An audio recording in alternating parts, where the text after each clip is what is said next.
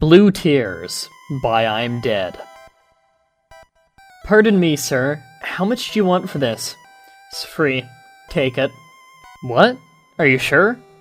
I can pay for it. I said you can take it. Now get out of here. The above was a brief exchange of words between a very edgy young man, possibly in his late 20s, and myself at a yard sale I happened by. I always find the most interesting things at yard sales and flea markets. I'm normally there for books, but I'll occasionally happen across something else that's worth my time. I didn't find any books this time around. The entire sale seemed to be comprised of children's toys, clothes for both little boys and little girls, as well as some items I'd expect a young married woman to use. Silken night clothes, stacks of cheesy romance novels that I had no interest in. I can't read pure romance. I need something like murder or mystery to make it interesting. Jewelry, as well as several cases of makeup, most of which appeared to be half-used. I found the used makeup to be in bad taste. If you no longer had use for it, throw it away. Don't try to peddle what's touched your face to other people. It's disgusting. I kept these thoughts to myself, however, as the man running the small junk sale seemed far from stable. As I was about to leave, something blue peeking out from underneath a small grey bunny plush caught my eye. Colors always catch my attention, especially blue, so I lifted the plush to examine it. To my surprise, it was a Pokémon Blue game. Not that I had been looking for one, but I felt like experiencing a little nostalgia, even though the first generation of games wasn't my favorite. It reflects back to a much simpler time in my life. The cartridge had the word Tears written neatly in black across the image of the Blastoise. I assumed it was a nickname of some sort, perhaps the previous owner of the game cried a lot. It was within a bunch of child's things. Perhaps they were young enough to be labeled a crybaby by others, and Tears was just a nicer name. I'm not sure. Anyway, I got the game for free, but I left $1 on the table just so I'd feel better for taking it. When I got home, I inserted the game into my SP and turned it on. The sound of the startup screen was greatly distorted. It sort of fluctuated from being several tones lower than normal to being nothing more than a low rumble. It was unsettling to say the least. Naturally, I assumed the game was faulty, but I thought I'd play through until something froze up on me. The previous owner, this Tears person, still had a game on file, as would be expected with a used game, but no information about the playtime, character name, or anything else of that sort was displayed when the option was highlighted. Curious, I chose the previously started game, just to see where they were with everything. A child was bound to have an interesting game with creative names. Insight into the innocent mindset that was slowly becoming rarer with each passing year. Upon choosing the previously saved game, I was met with a black screen and silence. I felt disappointed. The game seemed to have already messed up on me. I was just about to turn it off when a dialogue box popped up. I began to read, but the text was moving painstakingly slow. I've been robbed of everything.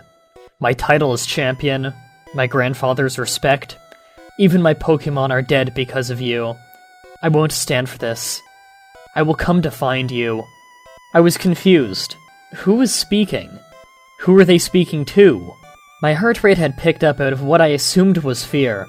It had been a while, but I knew this wasn't normal. But curiosity continued to keep me locked into the game. As the black screen faded away, the music belonging to the inside of the Pokémon Tower began playing perfectly. The sound obviously wasn't as broken as it appeared to be at the beginning. The scene revealed when the black faded was that of the appropriate R, the Pokémon Tower. The not-so-familiar-to-me sprite of your in-game rival, Blue, was standing in front of one of the many graves inside the tower. He stayed there for several minutes, the disturbing music continuing to play throughout to silence, before he finally said something. This ends today. For both of us. With that, he left the tower. My screen followed him. As he stood outside the tower, the music did not change to the Lavender Town's normal depressing music. Rather, the haunting tune from inside the graveyard continued to play through on a loop. As much as I wanted to turn the music down, I couldn't bring myself to do so. I couldn't move the character after that. I couldn't tell if it was another assumed glitch of the clearly hacked game, or if it was a hesitation on the character's part. After another minute, he finally spoke again. Fly. Even though there was no voice connected to the character in the game, with the speed in which the text moved, there was an almost obvious feel of depression around him. I opened the start menu and checked Blue's party. All he had was a Pidgeot, which had no level. I checked its stats. The only move it knew was the requested action of Fly, and all its stats, except for health, were at 0. Odd as I found this, I didn't question it and chose to Fly. When the map opened up, it was black save for one square that was marked Mount Silver. I knew this was impossible. Mount Silver was in Johto, which had yet to have been introduced in the original Pokémon games. Regardless, it was my only destination, so I chose it. The typical animation of the trainer sprite turning into the bird sprite and flying took place, and, sure enough, I landed in front of the cave entrance to Mount Silver. Rather than having the sprite shift back to Blue's sprite, his image moved to the left of Pidgeot's sprite. They faced each other for a minute before a sound much like that of entering or exiting a room played, but in a much higher tone. It sounded as if something had broken. When Blue spoke yet again, "Fly away, you're free." I began to assume the noise was the sound of the Pokeball breaking. The Pidgeot cried out once more before doing as his former master commanded and flying away. After his final Pokemon flew away, the haunting music continued to play. He faced the entrance. "I'm coming for you." I now had the impression that this was a mission of revenge, and with the way he was speaking, it was revenge of a dark sort. It dawned on me to check the items he had on him. I don't know why this thought crossed my mind, but given the ongoing circumstances, I felt there would be something there. And there was. There was only one item on the list. Knife. An item that clearly wasn't programmed into the game under normal circumstances. Anytime I picked the option just to see what it did, Blue said, "Not yet." After that, I was unable to control the character anymore. It was as if he wanted me to get him there, and see the single item just to get the gist of what he might be planning. But that was it. The rest was all his own.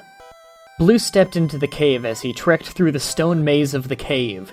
He never encountered any Pokémon, but I could faintly hear distorted cries mixed in with the music. I'm not sure, but I believe they could feel the negative emotions coming off Blue, and they cried out in concern. Finally, he reached the chamber that harbored Red in the Gold and Silver games. Blue's pace slowed a little as he approached his rival, and the music, dark as it was already, lowered considerably, making it infinitely darker. As the two rivals faced each other, and Red simply greeted Blue with the silence I'd become accustomed to in Pokémon Gold. However, Blue didn't take this very well as he shouted in apparent anger.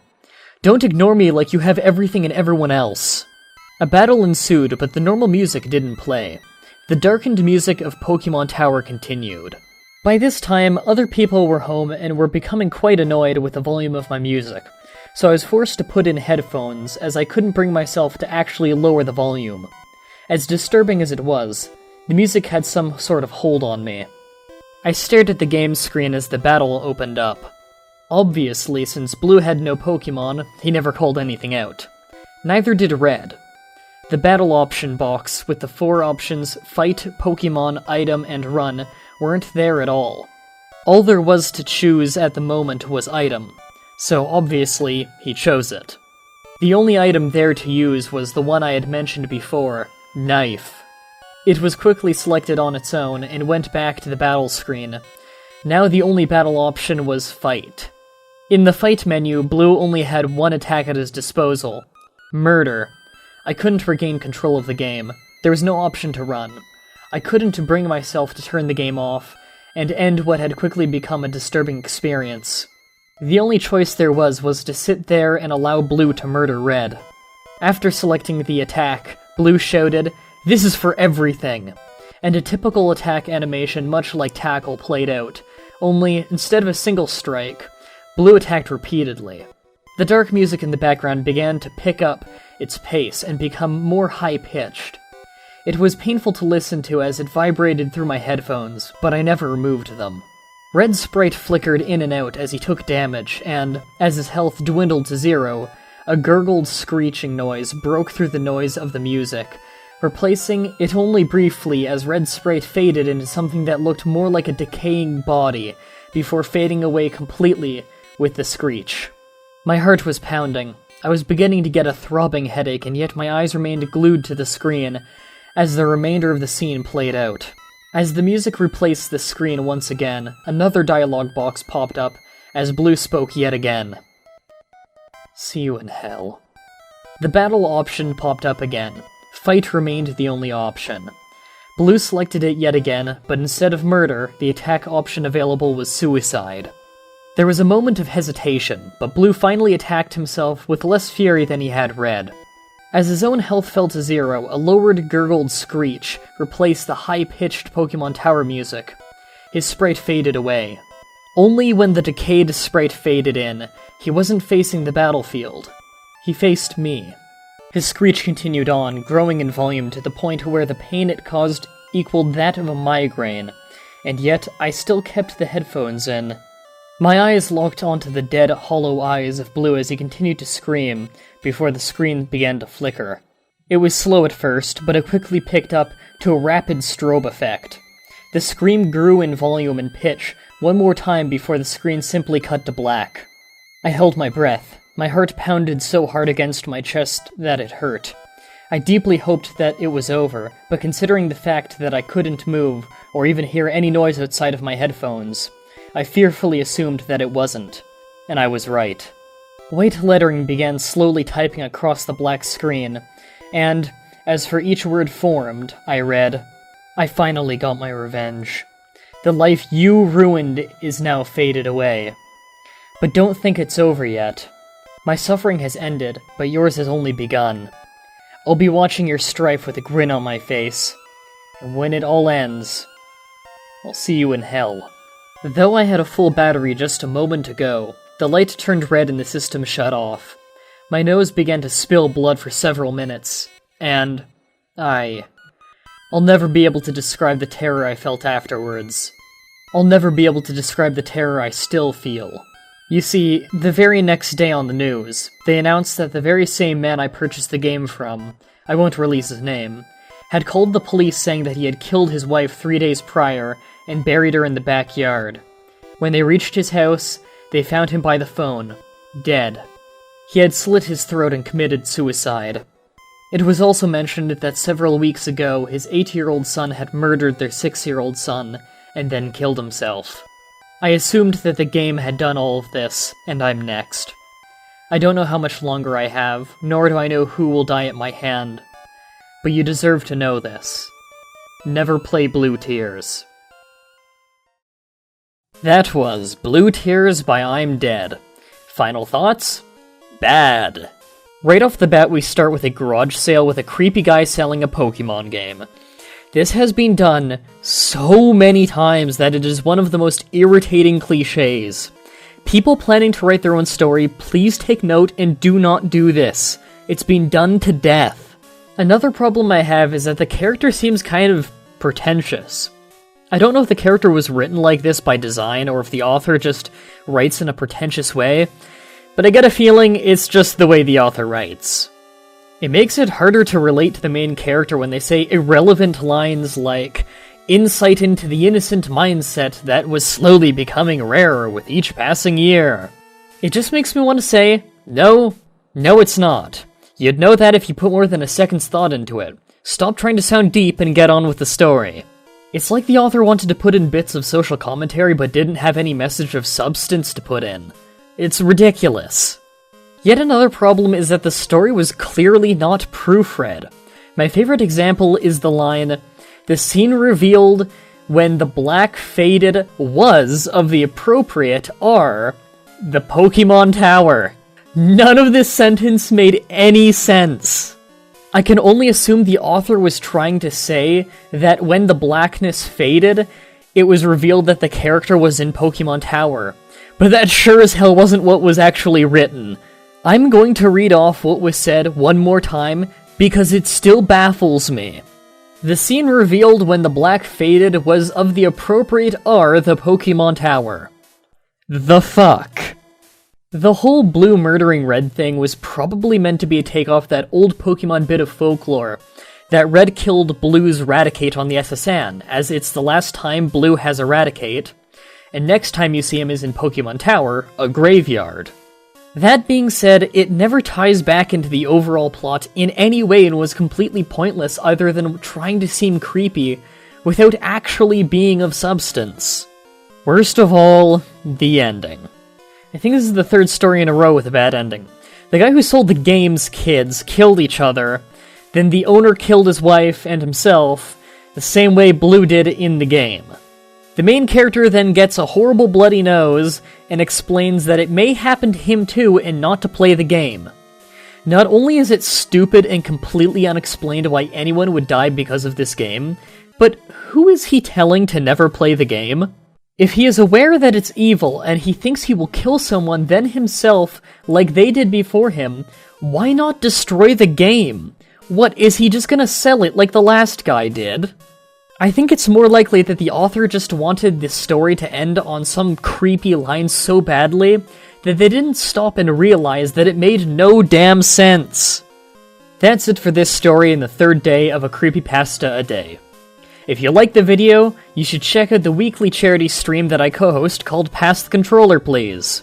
It goes live over on Twitch TV every Friday from 5 till 7 p.m. Eastern Standard Time.